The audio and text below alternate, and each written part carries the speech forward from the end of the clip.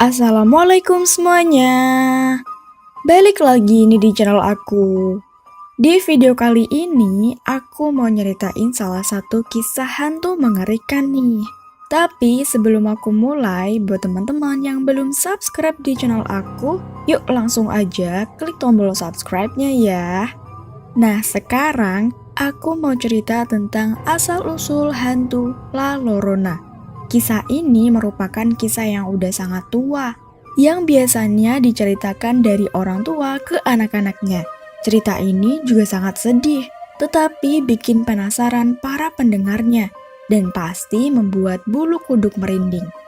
Hantu La Llorona biasa juga dikenal dengan nama Lady in White, sedangkan arti kata La Llorona berarti wanita yang menangis.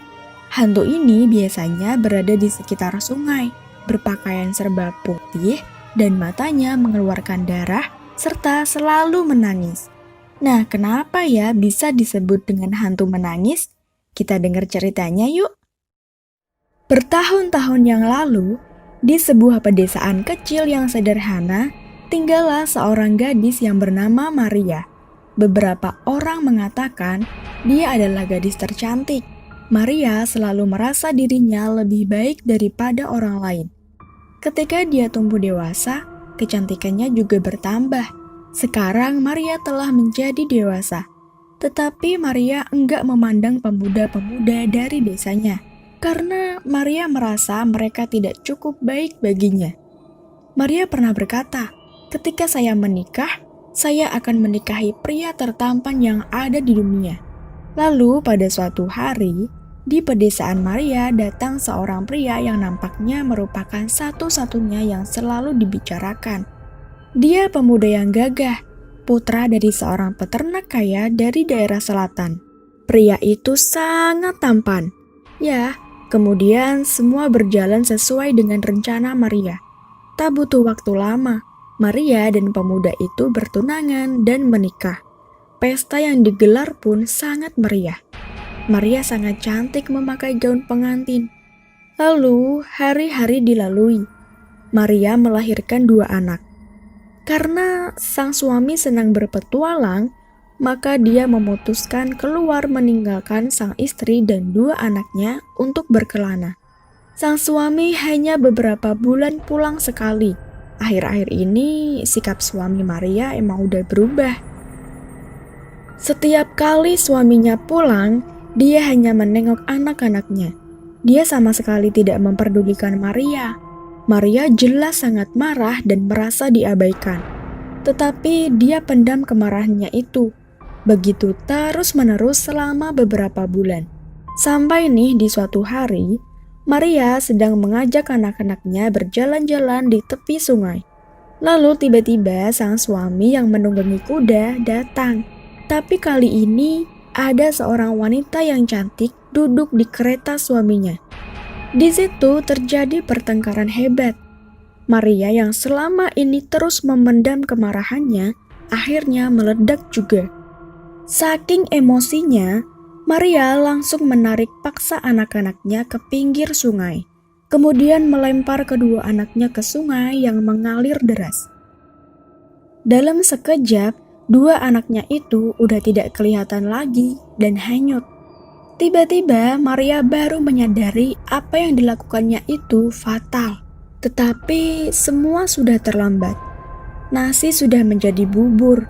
Anaknya sudah tidak kelihatan sama sekali. Maria berlari terus menyusuri sungai yang mengalir.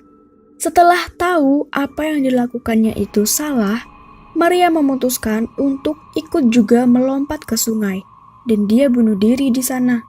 Tidak ada penduduk desa yang bisa mencegahnya. Beberapa hari kemudian, ada seorang pemburu. Dia menemukan mayat Maria di sungai.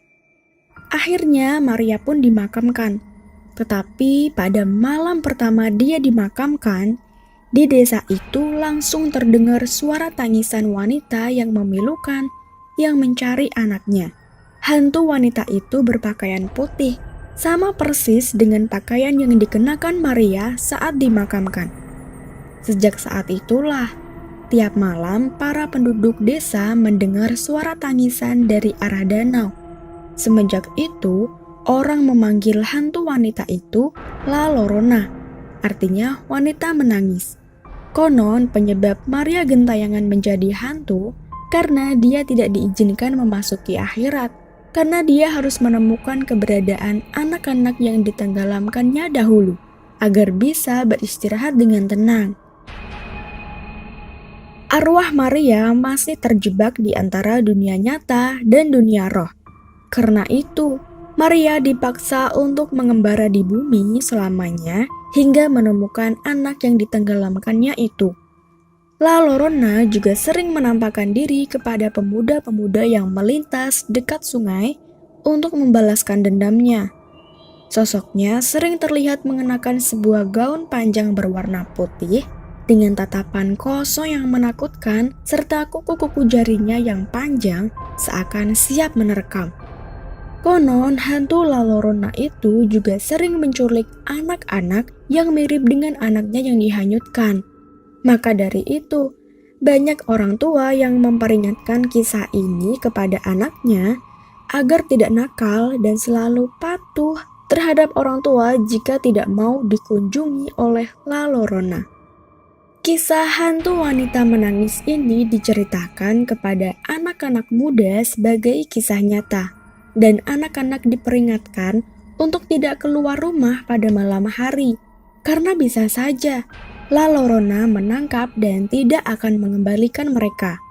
Selain itu, banyak juga nih orang tua yang memakai cerita ini untuk mengajarkan anak gadis mereka tentang kehidupan percintaan, memperingatkan mereka untuk tidak terlena dan tertarik hanya dengan sebuah kekayaan saja, serta agar berhati-hati dalam memutuskan pernikahan.